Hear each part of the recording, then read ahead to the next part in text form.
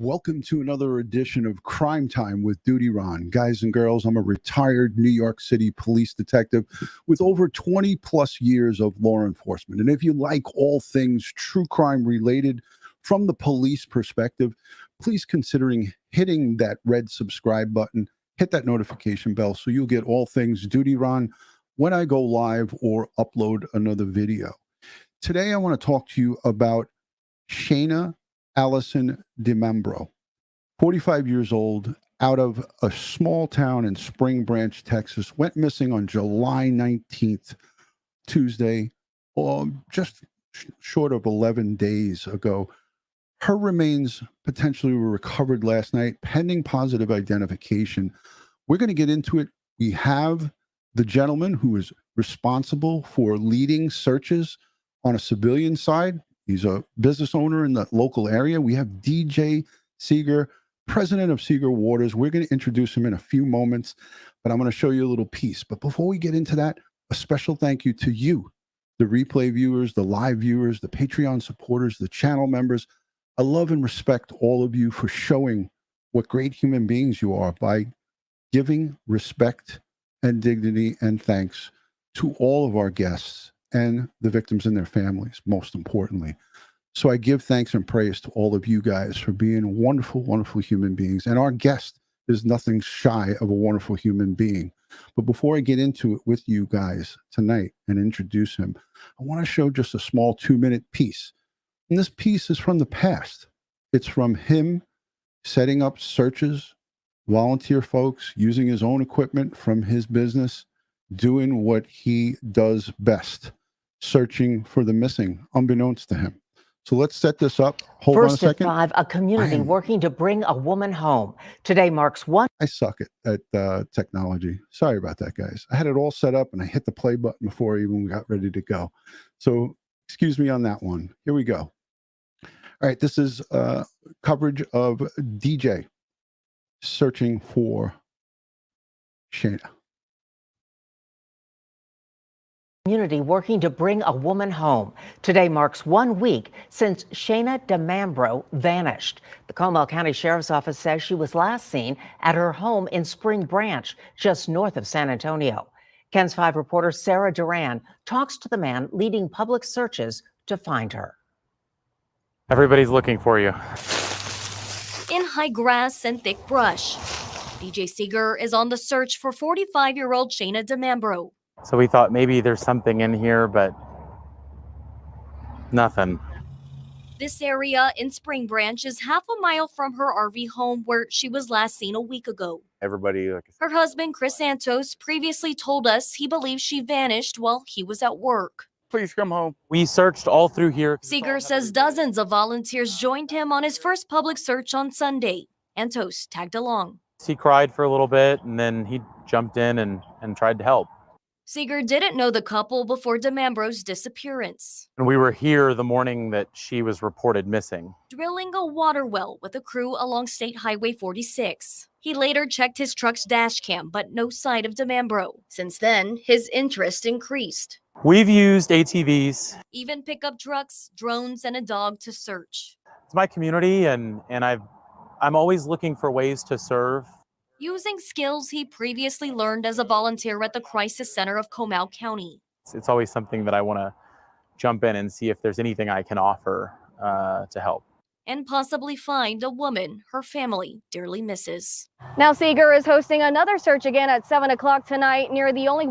I'm going to pause it there because I want to just add to this story that he did find her. He did, in fact, find her. Introducing next, my guest. This guy, I'm telling you, is 27 years young, but he is mature many years beyond that 27 years of age. DJ Seeger, President, CEO of Seeger Water, thank you so much for being here tonight. It's an honor to have you. Thanks for having me on your show. I appreciate it. The folks here, it's my honor. The folks here at Crime Time with DutyRon, my community, they love what you did. I can't tell you enough. I'm going to tip my cap to you as a law enforcement professional, retired, as a good human being. I'm just honored to have you here tonight, and I'm thankful that you were able to come. live. Could you just please, for a moment, just introduce yourself, tell the folks a little bit about you and what you do in your community, and how did you come across this missing persons case? Yeah, sure thing, Ron. So I'm DJ Seeger, 27 years old. I was born and raised in the Spring Branch, Canyon Lake area. I still call Spring Branch my home. I'm the president of Seeger Water. We started back in the 80s. My dad started a little bitty sprinkler company. And today we're one of the largest water operators in South Central Texas. We still do lawn sprinklers, but we also work on water pumps. We work on, we build drain lines, drainage systems. We build water pipelines. We set water meters for the cities. Just about anything water, Seeger Water does it. Wow. I stay real involved in the community. I've served on the board at the Crisis Center, serving victims of domestic violence and sexual assault. I'm currently the chairman of the advisory council for the Behavioral Health Authority, as well as the Intellectual and Developmental Disability Authority for 19 counties covering South Texas. Wow. So everything from South Austin, San Marcos, New Braunfels, Canyon Lake, all the way to the Texas-Mexico border. Our authority is responsible for keeping track of those persons who need services, making sure they're getting services. And again, that's both on the mental health and the developmental disability side of things. Uvalde County is in our service area. Our agency responded to the shooting at Robb Elementary School. Oh, wow. And we're still having board meetings and responding to, sort of from our angle, from the recovery side, what can we do in the future? God forbid we have something like that happen again. Then also, what are some services we can offer the community to hopefully prevent something like that from happening again? Wow, that's amazing. That's an amazing resume, and being a part of the community is what you've done for such a long time. You even told me a story that when you were at the young age of 19, you decided to run for the sheriff in your community, right? You want to talk a little bit? Yes, I ran for Comal County Sheriff in the 2016 elections. So I started running in 2014 when I was 19. I was volunteering at the Crisis Center, and there was just the sheriff that we had at the time. He's no longer the sheriff. There was a really low morale in the agency, and there were a lot of cases being referred by the Crisis Center for sexual assault and domestic violence, and nothing was really happening with those cases. Right. There's a lot of nepotism in the agency and stuff, and I thought, well, there's nothing stopping anybody who's 18 years or older from running for any public office in the state of Texas. So I thought, well, let's see what we can do. That ended up being a wonderful thing because it thrusted me into this position in the community where now I serve on these different boards, and I've used Seeger Water and our resources to respond to emergencies. Back in February of 2021, we had a blizzard cover the entire state of Texas, and it was something that this community had never seen before. And this region of the state had never seen snow so thick. And we set up an emergency operations center. We started responding to water outages. We assisted the utilities. We restored water service to thousands of homes. And then we assisted in the recovery. We offered reduced cost plumbing services, reduced cost backflow services, trying to get everybody stabilized and back to normal. And we activated that emergency operations center when Shana went missing. So we went right back into emergency mode. Right. And that's the next thing I wanted to talk to you about. Fast forward to July 19th. And I know that you said in some statements that it was only just a few short days after this story broke that you decided to get into this. Do you want to tell the folks what, were you in the area working? Did you hear it on TV? How did you come about getting to know that this was happening within your community? Yeah, so my boyfriend Justin and I were at home on Thursday night, so 48 hours after she was reported missing. And my mom called us and said, hey, there's a lady missing right around the corner from where y'all live, not even 4 miles from where y'all live. There's this lady that's missing. Right. And we said, oh my God, so I went on Facebook to the Comal County Sheriff's Office page, and sure enough, they had posted. The thing was, though, they posted that this 45-year-old woman went missing from the 100 block of Mitchell Drive. Well, at the intersection of Mitchell and 46 is a shopping center that I designed the water system for, and we're building it. And I was like, Tuesday morning, I was there. I was standing at Mitchell Drive and 46. And I thought, what the heck? And we didn't hear it. And I don't know if you, I mean, certainly a lot of your viewers aren't familiar with the area. It's a very rural area. It's a 2-lane highway with nothing on either side of the road. Right. In this shopping center, I showed them the overview of the Google Earth and the maps. Yeah, there's nothing there. Yeah, it's very rural. But yeah, so yeah, we thought, well, certainly we would have seen somebody walking, or even if somebody had yelled, we would have heard it. We checked dash cam footage from our fleet vehicles, nothing. We checked surveillance video. We got with the property manager at the shopping center we're working at. We checked surveillance video, nothing. And I thought, this is strange, but I'm familiar with the area. TxDOT's redeveloping that highway. We're designing a lot of the drainage that's impacting private property. And I said, well, I've already surveyed most of 46. So I saw on Facebook, there were hundreds of community members saying, well, who's going to do a public search? Because we'll be part of that. And I said, well, shoot, I know the entire area. I've got a robust emergency management plan and a full-time emergency operations center at the company. Right. And I'm the owner of the company. I'm the only owner of the company. I don't have a board of directors I need permission from. So I said, you know what? I'm activating the Emergency Operations Center for a missing person, not a natural disaster or anything. So we jumped right in and started helping. So you went full speed ahead. As soon as you heard about this, you said, wait a minute, my company is built for this. I know the lay of the land. I know where all the retention ponds are. I know where you talk about that mapping system. And let me say something.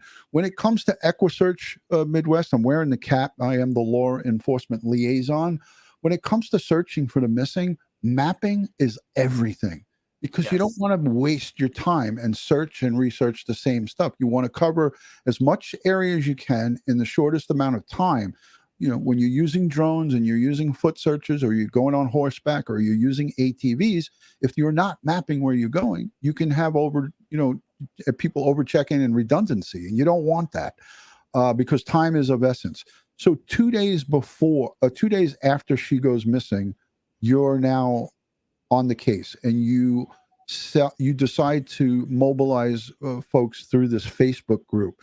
Now, did you have like a meeting point? Was there a large area like where you could stage everything? And how did that go? Like, so we used the shopping center right there as a staging area. Initially, I only deployed Seeger Water's resources. We deployed our employees and our off-road equipment. We immediately began searching as I was working on getting a date scheduled for all these volunteers to come in and help. We also knew, if somebody's missing, we need to get a search like now. We need to get out there and somebody needs to get their eyes on the land. How many folks did you have available employee-wise?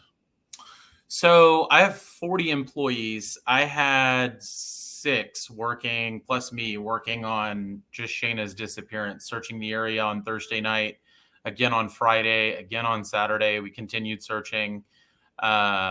We have pretty robust mapping softwares. We've got different GIS softwares. And we pay for corporate accounts through white pages and stuff. So we can, through our mapping software and county records, find out who the owner is. And then with our white pages account, we're able to find phone numbers, email addresses, things like that, and begin to contact these people and say, can we have permission to look? Right. And no one told us no, we couldn't look. And that's including the Como County Sheriff? The sheriff's office, they were kind of running their own investigation apart from us. The searches that we did were separate from them. Things are tricky in Texas. An adult missing person is not a crime unless there's a crime scene.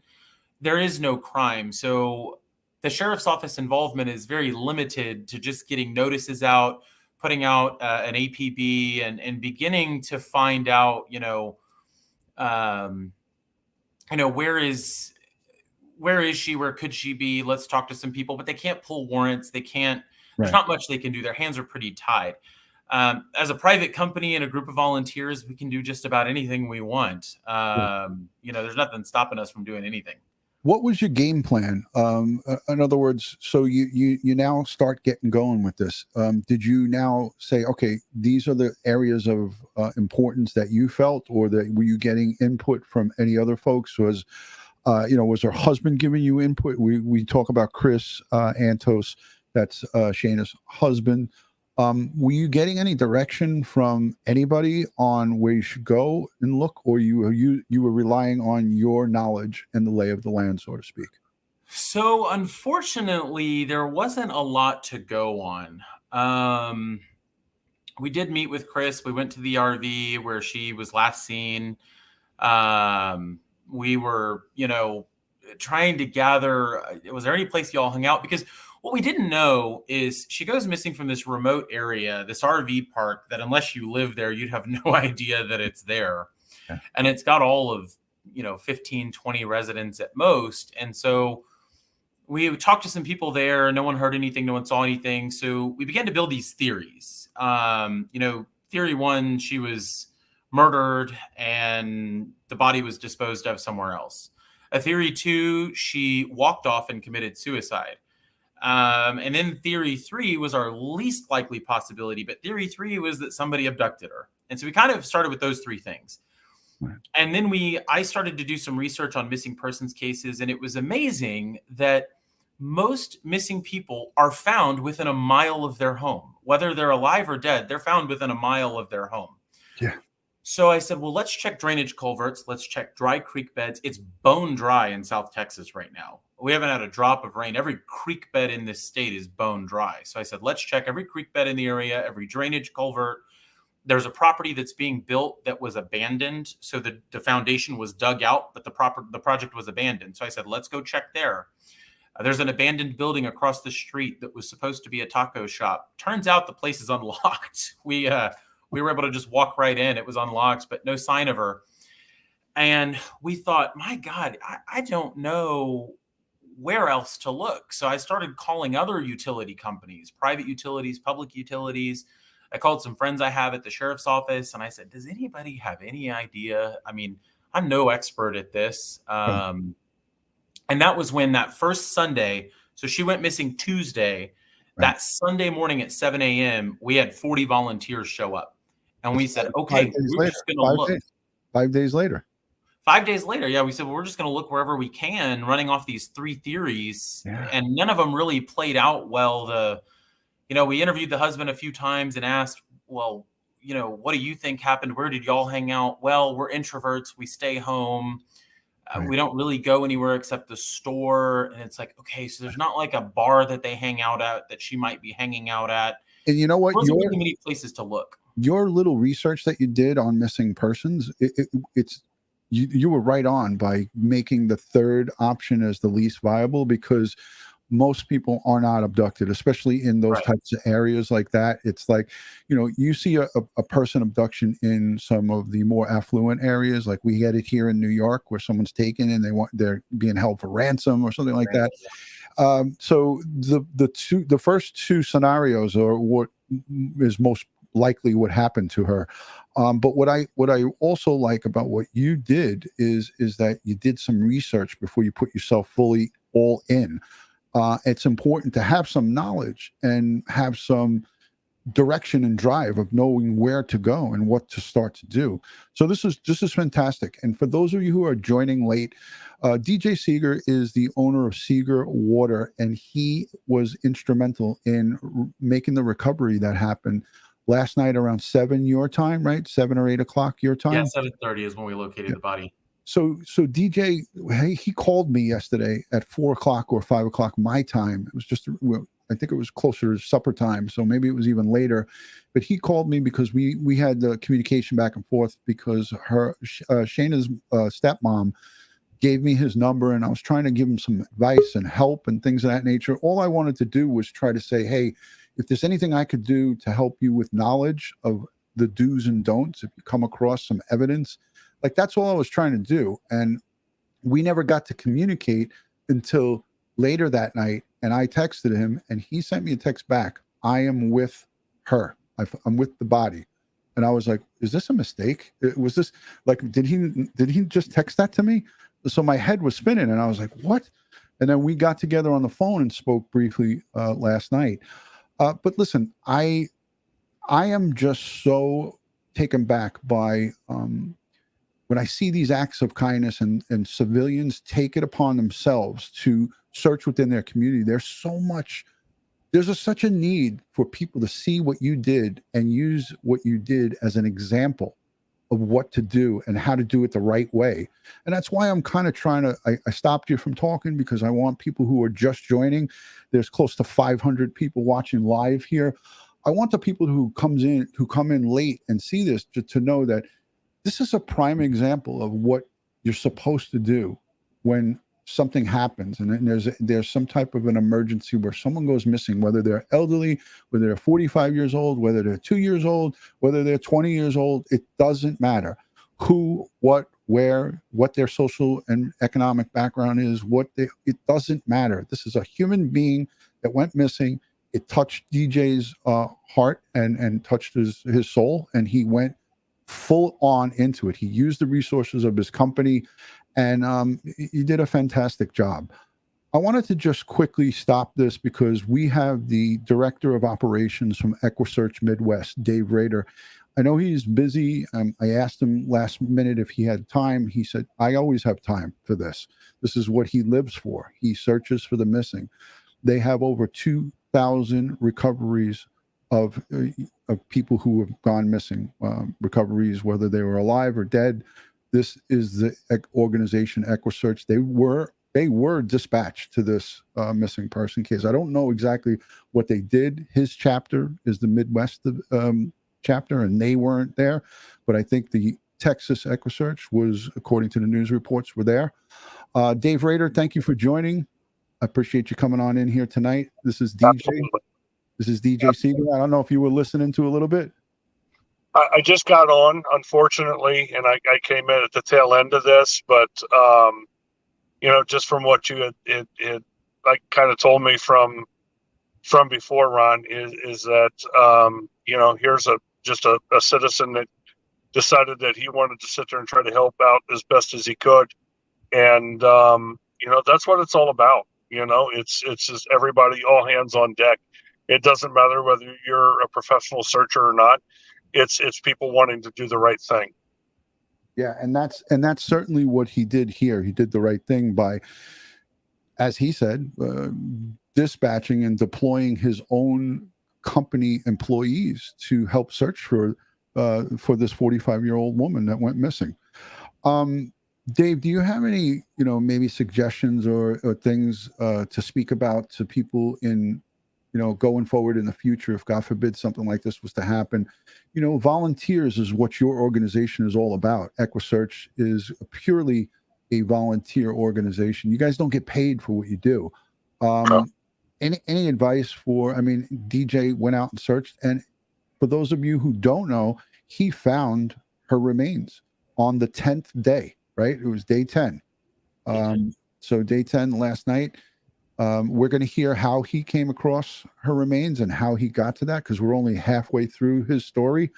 And he does have limited time. So I promised him I'd let him go at 45 minutes. So DJ, would you want to just tell just a little bit more about going forward as you started after Sunday, 5 days into it, what happened after that, how this all progressed? Yeah. So again, exploring 3 possibilities: 1, homicide; 2, suicide; and 3, kidnapping, with 3 being the absolute least likely. We created this grid to follow in the community, and we even broke it out to several surrounding counties because we had to consider any possibility. And so there's one property that's 200 acres, and it sits right adjacent to the RV park. And we could not get into that property. The property is gated. It has a fence on it, but it borders right on that RV park. So through our mapping software, we found out that the property is owned by an LLC. Well, the LLC is owned by another LLC that's owned by another company. And so contacting somebody was nearly impossible. There was no contact information left on the gate. Yeah, so you can see the RV park there, and that pond that you're seeing at the right-hand side of the screen is where her body was located. Right there. So right? we couldn't get a hold of the owners. We had to continue exploring other places to search while my team and I worked on contacting this property owner. DJ, is this the retention pond right here? That's the pond, yes. And her RV is right there, about 2,000 feet south of it. And that's her RV. Right here? So we saw buzzards flying in that area. Again, couldn't get access to the property. Sheriff's office can't get a warrant for it. So I filed a series of open records requests with the state to find out who is behind these LLCs, who filed these. Sure enough, we ended up finding the owner in San Antonio. And this was on yesterday morning. And so yesterday morning, we got him on the phone and he said, I'll meet you guys at the gate at 7 o'clock tonight. So that would be yesterday. Right. We said, perfect. We'll meet you there. In the meantime, we were searching some other areas around and looking to see, while we wait for him, let's explore all of our possibilities. Eric Herr from San Antonio Search and Support, they're a local search and rescue team that was assisting us in looking for Shana. Eric went with the property owner. I went to a mail carrier who called me and said, there's buzzards and a foul smell about a mile away from here. So I went to explore the buzzards while Eric went into the property. As soon as Eric gets in the property, I don't even think 20 minutes passed and he called me and he said, DJ, I think we have a body. So, and it was that pond, and we were suspicious because of the buzzards flying several days earlier. And so I raced over to the property. I got there about the same time that the sheriff's office was arriving. Eric called 911 before he called me. So I got there, and the pond in the satellite has water, but right now it's absolutely dry. There's not even mud in the bottom of that. It is absolutely dry. And sure enough, there is human remains laying there at the bottom of that pond. In the dead center of the pond is the body. Wow. So was that pond dried up? Because we're seeing it here depicting, this is old, the old, I'm going to put it back on the screen so everybody can see it. Yeah, the pond is dry right now. And it's about 20 feet deep, 20 to 25 feet deep. So we were parked at where the bottom of your screen is, the north end of the pond, that pointy part. That's where we were parked at, looking down into the pond. Over here where my cursor is, can you see it?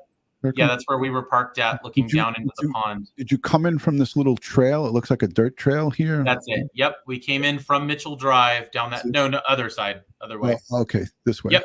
So we came in from that dirt road closest to the RV park. So if you go south on your screen, if you follow that, the gate is right there. And we were all standing at that gate watching the buzzards on Sunday and again on Tuesday. And it was right here. And she was right there. 2,000 feet from her RV. She's right there. Oh, my God. So it was a huge sense of relief that, we're not searching for a ghost. She is, in fact, we found her. So the body was pretty badly decayed. Trucker Steve, I see your comment. The pond is dry, so there's nothing. There's no water in that pond. That's why it's not floating or anything. So we got over there. The body's pretty badly decayed. She's laying on her back, face up. Hardly recognizable. The way that we made an initial ID is tattoos that the parents had told us about. There's a sunflower tattoo and a dolphin tattoo on her shoulder blade, and that matches what's on the remains that are down at the bottom of that dry pond. And she was laying on her back or laying face down? On her back, so okay. Face up. Face up, okay. It must have been difficult at best to see that, and you were with two others, so it was you and two others, you said? Yep, one guy, for Eric Herr from the search and support, the search and rescue team that was helping us, and then also the property owner. Right, and he told you get there at 7. That's the only time I can let you in. And he actually, did he walk in there with you, or he just said, "Oh, have your way and have at it"? No, everybody got in his truck. Eric got in the truck with him and drove the property. I arrived just after they located it and pulled my truck in as well. When they told me that they had found a body, I parked my truck on the road as not to drive into the crime scene. Right. And then I followed the tire path of the owner's truck to where the body was so that we didn't compromise. We had been briefed by the sheriff's office previously that when you discover the body, everything around it is a crime scene. So as much as possible, don't, everybody stay in the same spot. Try not to compromise anything around it. Right. And so that's what we did. And that's fantastic, because that's what we would tell anybody as police. Dave, you know about this. You know about this so well, because his group is, they're certified in, and they've never once disturbed a crime scene or destroyed evidence in all of their recoveries that they've made between both organizations. The Texas chapter, the Texas, which is the original, and the Midwest. Dave, is this just unbelievable for you to hear this? I am absolutely dumbfounded at this point. I mean, TJ, you've done everything as a citizen. I'll tell you what, you did everything by the book, and it's incredible. And again, I guess my thought process on this, TJ, was this pond was I guess I'm trying to sit there. She was in the middle of it. In the middle at the bottom. It's about 20 feet deep. She was in the middle at the bottom. So my question is when she went missing, was the pond full, or was this like it was when you guys found her? It was already dry. It was already dry. So did she walk? I mean, the only thing I can think of is that she walked into this by herself, correct? There's a lot of questions.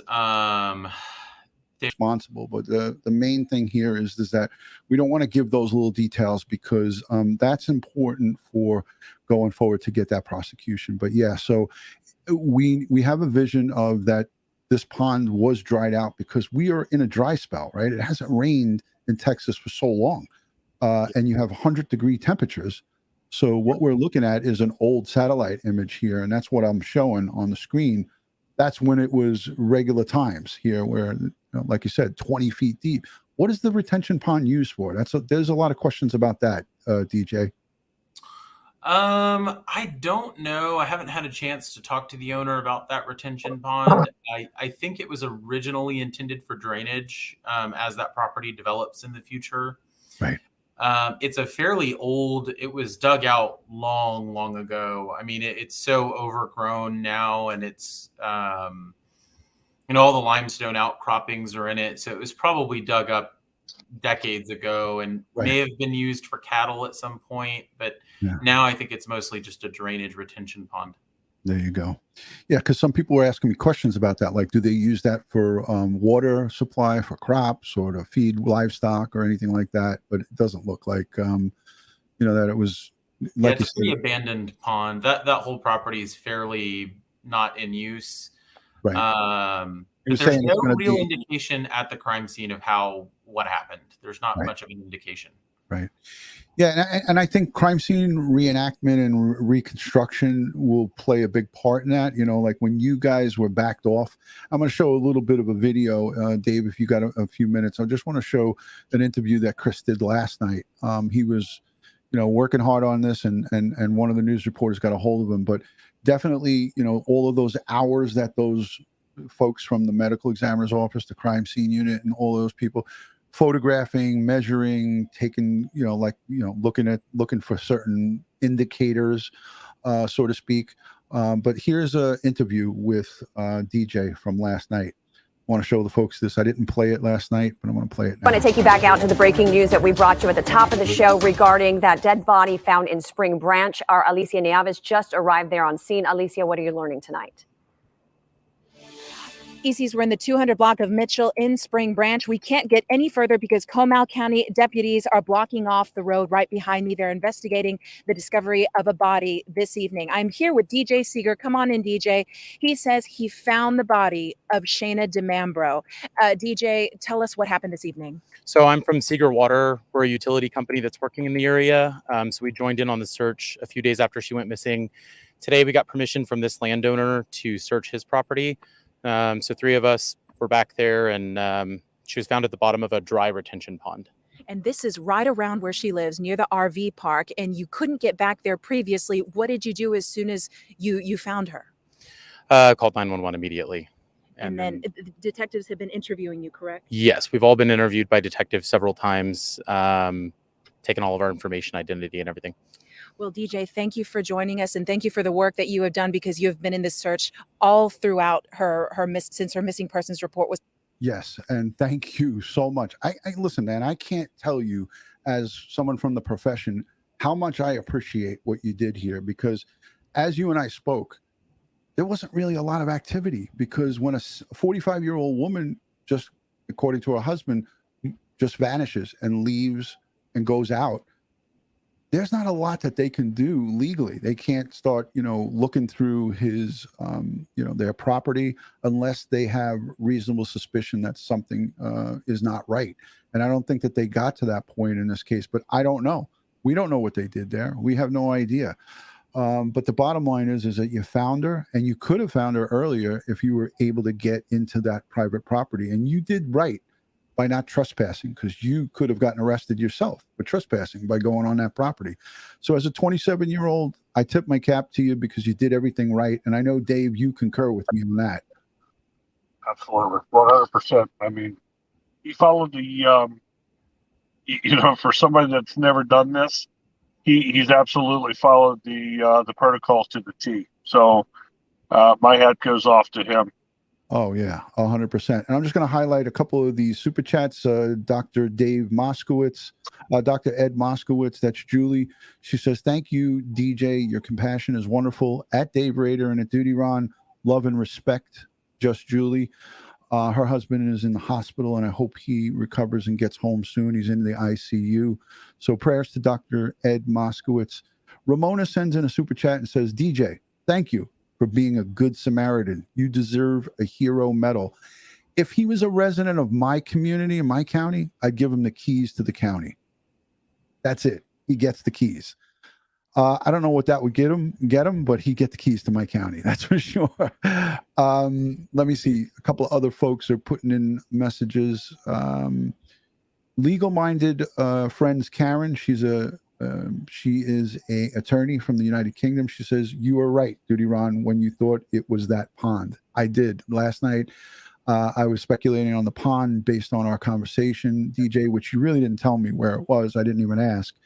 But I just did a process of elimination. I looked, there was one a little bit further away based on, you said 1,500 feet. Now we're at about 2,000, maybe a little bit more, give or take.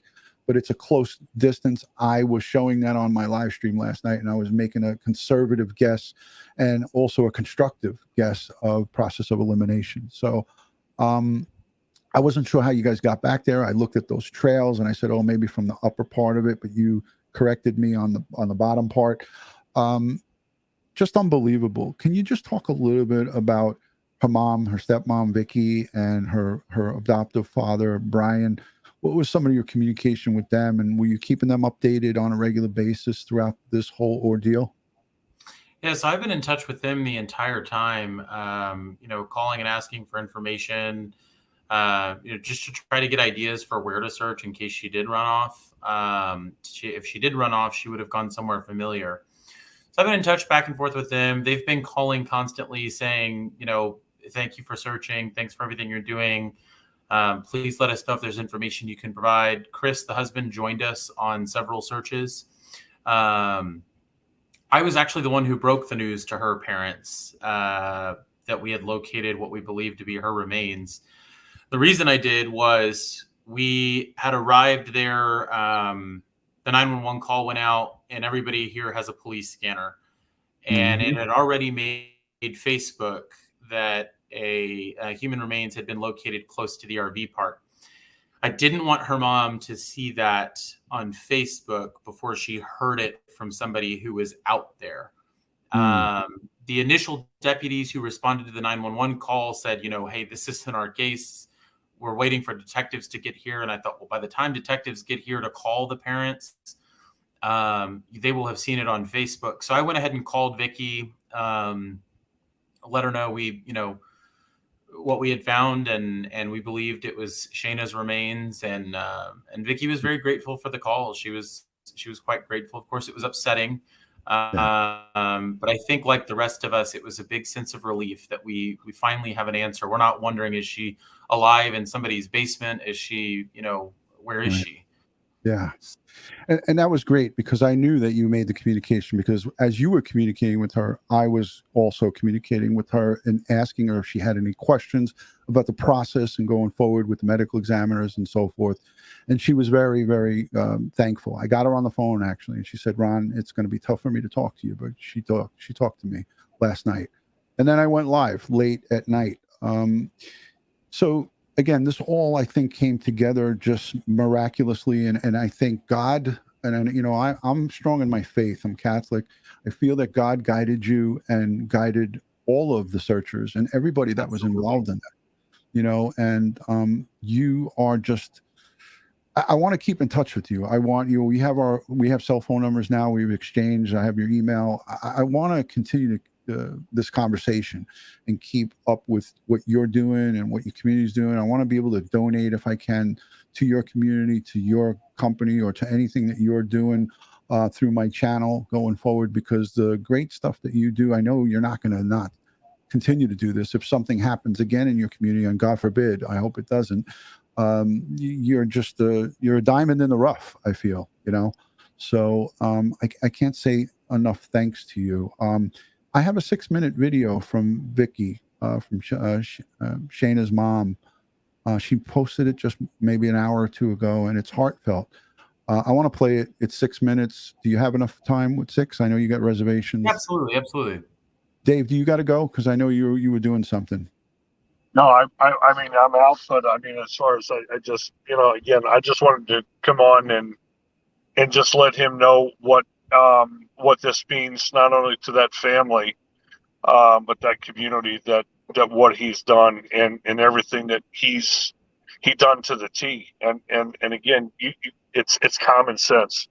Yeah. And this man is absolutely, he started from the point last seen. He started his circle. He started his search, and this is, this is the outcome, and that's how it's done. Yeah. So my hat goes off to him, and I appreciate him tremendously for what he's done, not only for that community but also for that family. So, DJ, you are. I tip my hat. If I had a hat, I would tip it to you. There it is. You have no idea what a lot of families don't have the closure that you've just given this family, and that's huge in itself. So I appreciate you, not only from my the Equusearch Midwest, but also from Texas Equusearch. I appreciate you wholeheartedly. I appreciate it. Thank you, David. Absolutely, 100%. Dave, again, I can't thank you enough for the last minute arrival. It's greatly appreciated. But before I let you go, I wanted to highlight a couple of more of these super chats. $20 came in from Vixen Bow, and he or she says, thank you, DJ, for all you do. Thank you, Dave Rader, for all you do. And thank you, DutyRon. We appreciate the support. Wild Z Pony sends in a $10 super chat, and she says, DJ Seeger, what an intelligent, caring, and incredible representative of goodness in the world. God bless you, and God bless your community. Thank you for that. That's a beautiful statement right there. If you guys don't mind, I want to play Vicky. This is just an hour or so ago. It's 6 minutes, and she is upset. This is going to be a tearjerker. It made me cry. I know that. So if you suffer from any type of PTSD or anything like that, this is going to be a tearjerker, because she's going to talk about her daughter, and she's also going to talk about that she has not got positive identification yet. The positive identification, I'm going to go full screen with me so everybody sees me full screen. The positive identification happens through the medical examiner's office. It happens through medical records. It happens from CSI stuff like DNA. They're going to look at her dental work. They're going to look at tissues, tissue samples, anything that they can collect from the remains, and that happens forensically. So it takes time. But as you heard DJ just say, and I have video of the sheriff saying, yes, we believe this is her because of markings, tattoos, the tattoos on her back, and things of that nature, possible potential slippers and articles of clothing and so forth. So there, we heard this in the Gabby Petito. The FBI came out and made identification of her without the medical examiner giving the blessing on it. They did it because of her tattoos and a few identifying markers. She was wearing a sweatshirt from her community that her father saw from a photo that was taken at the crime scene where she was recovered in the Tetons, and they made identification that way. And that's commonly done. But until there's that stamp where it's 100% through DNA, this is what her mom talks about here. So I'm going to let it play. And here's Vicky. This is heartfelt. And again, like I said, a bit of a tearjerker, but she authorized me to play this. I asked her permission. She said it was okay. This is a very difficult video to make. We have had so many people sharing and praying for us these last 11 days. And we truly appreciate it. Our daughter Shana went missing. It was reported on July 19th in San Antonio area. And we tried to stay positive, but I think we knew.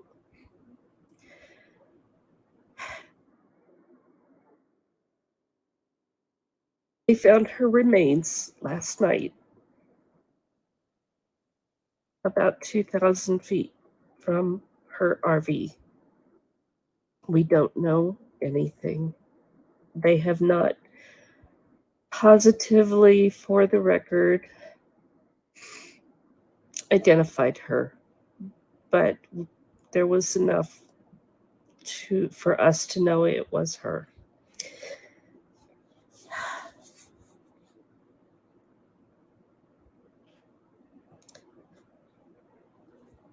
This is very, very, very hard.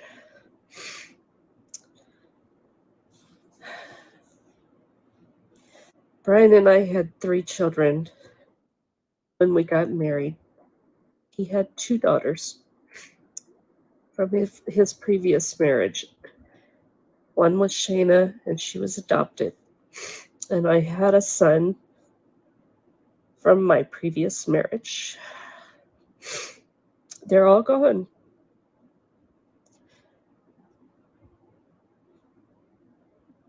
I've never shared this on social media before because I didn't feel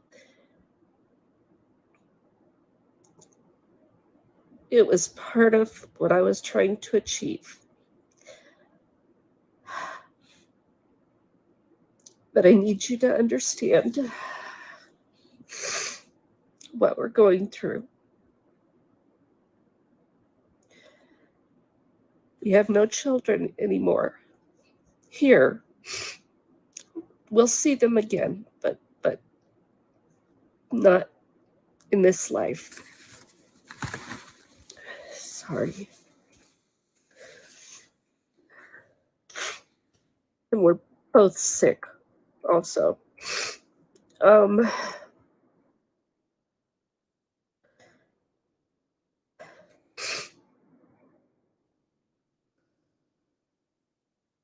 My son died in 1999, about 2 weeks after his 20th birthday, from side effects from a prescribed medication under a doctor's care, and known side effect. But it was his time.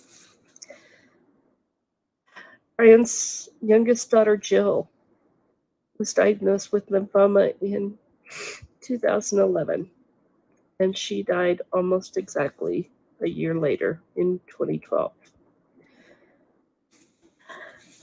Shana was our only remaining child. We have no grandchildren.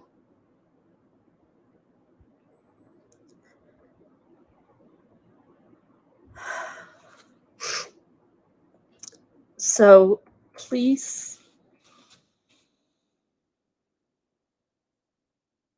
know that I am thinking of y'all, but I may not do videos for a while. I don't know, but I may.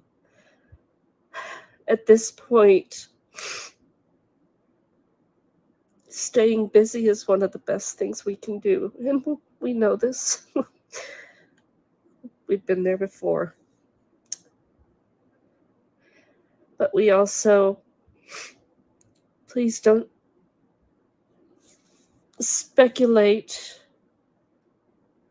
constantly, or you can, but honestly, at this point, we're waiting for law enforcement to do their tests, do their investigations, and find out what happened to Shana.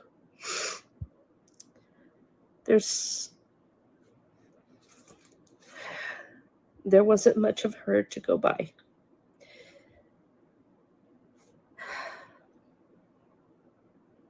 So we just have to wait for the forensics and all of the investigations, and then I hope one day we'll have an answer.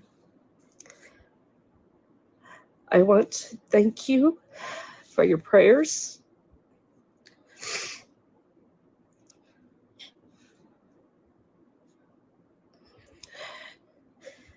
I'd like to ask you to continue praying that we will find answers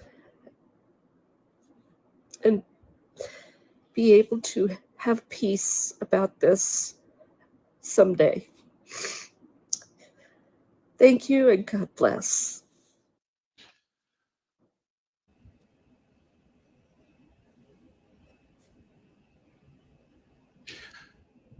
That was gut-wrenching, heartbreaking, but she said it so well, DJ. What a strong woman. I if she was local, I would be over there hugging her right now, and I know you would as well.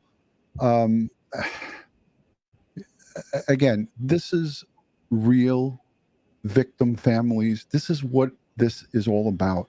There are real people behind these cases that people go missing. And when people are online, you heard her say, I don't want you speculating, but I know, well, you can. She doesn't have a bad bone in her body. This is a good woman who loves her stepdaughter like any mom would. So it's heartbreaking. And DJ, that's something unbelievable that you provided to this family. You've given them an opportunity to have their daughter home and have her back.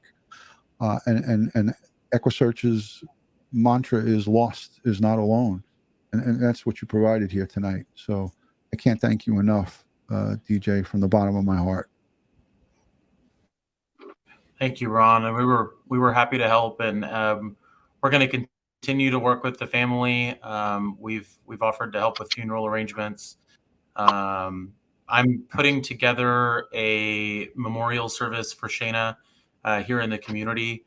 So I'm waiting to get with her mom. I'm giving the family a chance to grieve and be with each other. And then I'm going to get to work planning a public memorial service for Shana here in the community. And then again, once we know more information about funeral arrangements, we're going to jump in and help with that as well. Excellent. And I will contribute anything that I can contribute financially from Crime Time with DutyRon. So everything and anything that comes in from the super chats during the course of the show, and any of my AdSense that comes from both last night's and tonight's show, I'll put it on the side. I'll send it over to you when the time comes. So anybody that sends super chats here, it's going to go to Shana's funeral or memorial fund or whatever you decide to do. That's the least that I can do on behalf of my community here. So thank everyone, like I thank everyone for participating. Dave, I know you're busy. Someone's driving you around, Dave, or are you driving right now? Well, I'm not driving, that's for sure. So Linda is actually driving me. So I was like, thank oh my God for that. God. I was going to have to pull you over and give you a summons if you were driving. Driving Mr. Davey. So, I mean, that's, Excellent. Thank you, Linda. And you know what, guys, Dave's better half there, his significant other, his partner in crime, she lost her dad last week. We all talked about this. So sending prayers, strength, and positive vibes to Linda, the driver, tonight. We love you. We send you nothing but strength and prayers going forward. So thank you. Thank you, Ron. I appreciate that so much. Yep. And DJ, like I said, on behalf of not only ourselves and Texas Equusearch, you're an amazing individual in what you've done and stepped up. And there needs to be more individuals like you in the world. And I'll tell you what, it's a breath of fresh air when something like this, when somebody actually steps up to the plate and does what you just did for this family, because a lot of these families don't have the closure that you just provided for them. So again, my hat's off to you and thank you. I appreciate it. Thank you. We're happy to help. DJ and his significant other have to go to dinner, so we're going to let him get out of here. Again, will you come back? Will you promise to come back? Because anything, absolutely, 100%. Invite me on anytime. I'll be there.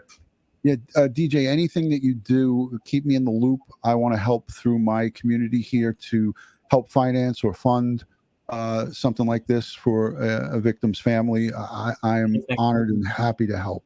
It's the least that I could do. All right. Thank you. I'm going to end the show with DJ leaving off, but I'm not going to end it because I have my little spiel that I have to say. So thank you, DJ. God bless you and your family, and thank you for everything that you've done. Thanks, Ron. Thanks, David. Take care. Thank you, DJ. All right. Dave, man, I'm going to tell you, this is like, I've been speaking with the family during the course of this whole week. And, I know you've been going through a lot with Linda, so I haven't been involving you in the conversation, nor have I involved Twyla.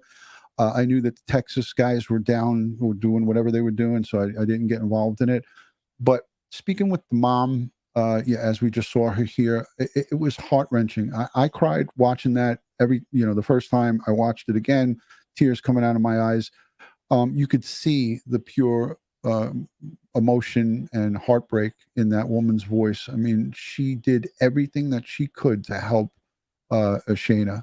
And she told me so many private things about Shana's life that I would never share, obviously, on a live stream, but they've done so much for this girl to try to help her, for their daughter. And it's just gut-wrenching. It's so heart-wrenching when you hear about this stuff. And I hope whoever did whatever was done to her, or if in fact she did do this on her own, that they get to the bottom of it so the family can know certain circumstances what happened to their daughter. So that's another piece to this thing. So the biggest thing is, Ron, is that she was found right in a timely fashion. And so, and again, as you know, in being a detective, the quicker that you can sit there and find somebody, the quicker is that the there's just so much, the DNA, right. The crime scene is fresh. So I mean, they're going to be able to extract everything that they need to do. The ones that are years out in this, it's harder to sit there and get a conviction because everything is deteriorated.